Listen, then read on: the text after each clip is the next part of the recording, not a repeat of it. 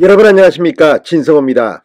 80년 만의 물난리가 났습니다. 특히 서울 강남 지역은 피해가 컸습니다.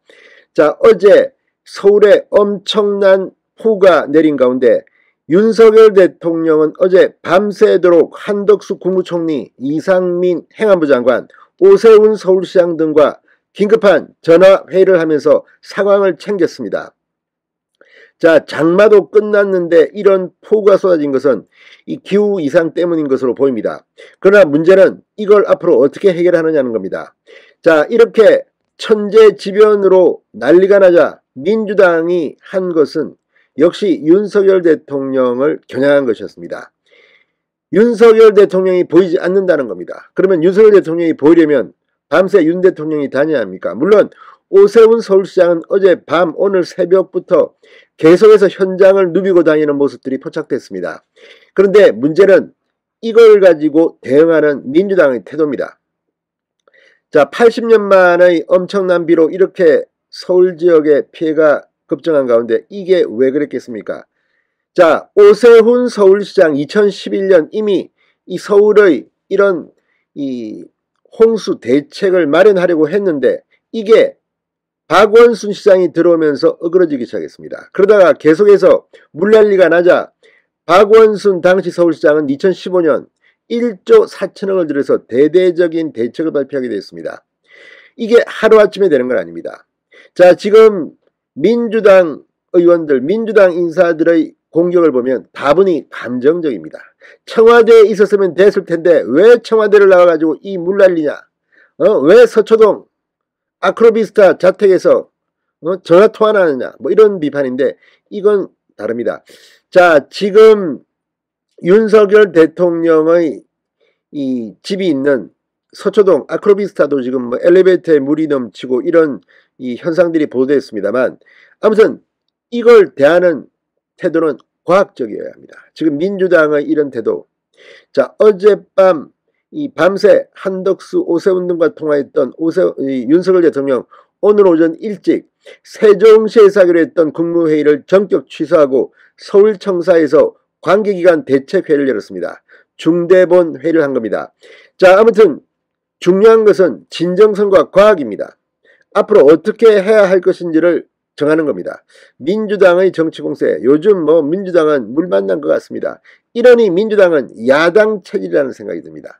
어젯밤 윤석열 대통령 사실 상당히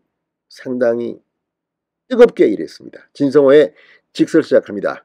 방송에 앞서 아직 진성호 방송에 구독자가 아니신 분은 붉은색 구독 버튼 눌러주십시오. 더 좋은 방송으로 보답하겠습니다. 자, 민주당은 윤석열 대통령이 상황실이나 비 피해 현장을 찾지 않은 것을 놓고 국정 운영 의지가 있는가라고 비판했지만 대통령실은 9일 새벽 3시까지 실시간 보고를 받고 지시를 내렸다고 반박했습니다. 자, 지금 뭐 이재명, 박용진, 민주당, 강훈식 민주당의 당권 주자들은 일제히 윤 대통령을 비판하고 나섰습니다. 청와대 출신 최고위원 출마를 한 고민정 의원, 지금 대통령이 보이지 않는다고 했고 한준호 민주당 의원, 국정 운영의 의지가 있는 것이냐고 그냥 마구마구 물어뜯었습니다. 자, 그러나 사실은 어젯밤 상황실은 윤석열 대통령의 서초동 자택이었습니다. 한덕수 총리가 현장을 진두지휘하는 상황이었고 오세훈 시장이 상당히 많은 현장을 두루 살폈습니다. 자, 그리고 이 대응을 약화시키지 않기 위해서 윤석열 대통령은 오히려 상황실을 본인의 자택으로 한 것 같습니다. 대통령이 실시간으로 충분한 정보를 갖고 보고받고 질시할 수 있는 시스템을 갖추고 있다. 대통령이 있는 곳이 결국 상황실이라고 덧붙였습니다. 자, 한덕수 총리나 오세훈 시장의 경우 이 움직이는 것이 사실은 간편합니다. 그렇지만 대통령이 현장을 가게 되면 또 다른 방해 요소가 될 수도 있습니다. 어젯밤 굉장히 급박한 상황에서 윤석열 대통령이 이렇게 현장을 다니는 것이 맞다고 봅니까? 대통령이 이동하면 대처 인력들이 보고나 의전에 신경 쓸 수밖에 없기 때문에 역량을 떨어뜨릴 수밖에 없어서 집에서 전화를 통해 보고를 받고 지시를 내린 것으로 보입니다. 자, 오늘 윤 대통령 세종에 가지 않고 국무회의를 서울에서 했습니다. 중앙재난안전대책본부 상황실을 방문해 집중호우 대처를 위한 긴급점검회의를 주재했습니다. 윤 대통령은 며칠간 호우가 계속됩니다. 그러니까 오늘 내일도 비가 옵니다. 국민이 충분하다고 느낄 때까지 충분하게 조치해달라고 당부했습니다. 오늘 오전 정부 종합청사 1층 상황실을 찾은 윤석열 대통령은 전날부터 서울을 중심으로 중부지방에 100 내지 300mm의 물폭탄이 쏟아지자 국무회의 장소를 세종에서 서울로 바꾼 셈입니다.